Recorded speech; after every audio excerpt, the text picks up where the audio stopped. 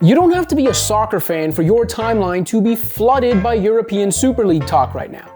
And it only takes a cursory glance at your screen to understand that the Super League hasn't exactly been met with a super reception. Super tragic. So what is the ESL? Why is the very notion of it making so many people so damn mad? And what are the potential ramifications of it all? Sit back, maybe grab a pint, and take this in.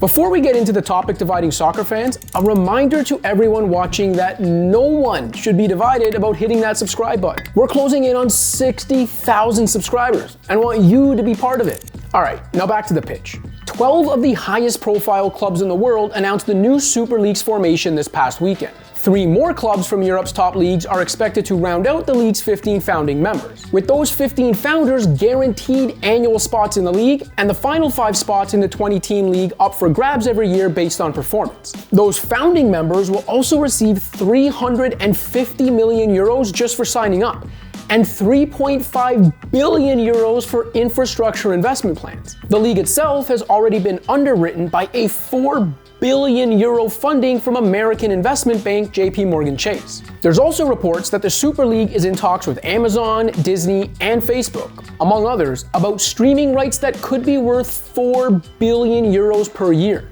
roughly double the amount of TV revenue the Champions League currently brings in. It's all about the Benjamins, my friend. The Benjamins. Like the Champions League, the new Super League would hold matches midweek, with the clubs involved still wanting to participate in their domestic leagues, just with a hell of a lot more cash on hand than their domestic rivals. As you might imagine, that doesn't sit well with said rivals, with UEFA, or with FIFA. Which brings us to the many reasons people are so up in arms about this new venture. As skeptics have pointed out, FIFA and UEFA don't exactly represent the moral high ground when it comes to fighting corruption or helping the rich get richer. The new 36-team Champions League format coming in a few years was already a step towards a path where merit means less than money. But there is something to be said for the decades of history some say would be kicked to the curb by this Super League's potential. While the same handful of powerful clubs do often fight for domestic championships already, there's something magical about the way smaller clubs like Atalanta or Leicester can push the big boys from year to year, and how that can influence things going forward. A smaller club nabbing a spot in the Champions League or Europa League is a big deal, and the revenues generated by that kind of run can boost a smaller club's talent level, its image, and its overall place in the game. The main argument from opponents of the Super League is that the sport's richest clubs would get richer, and that being locked into a lucrative Super League spot, no matter what they do on the pitch, means the gap between them and smaller clubs will get a whole lot bigger, while the path to relevance for those smaller clubs would get a whole lot murkier.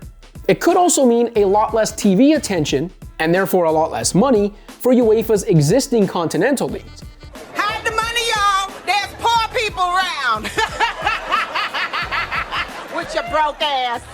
Though executives of the Super League would argue UEFA shouldn't have a monopoly on continental tournaments. To combat these rogue clubs' plans, it seems everything is on the table for UEFA and FIFA.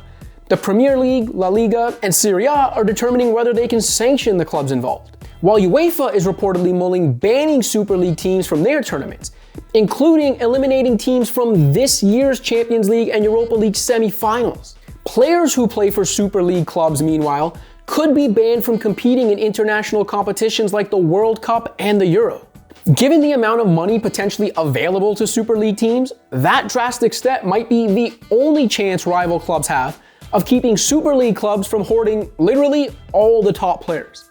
Though it should be noted that Real Madrid president Florentino Perez, who will serve as chairman of the Super League, said none of the threats made against teams and players will actually be carried out. And the Super League has already filed legal motions to protect itself in court and ensure the smooth establishment of its league.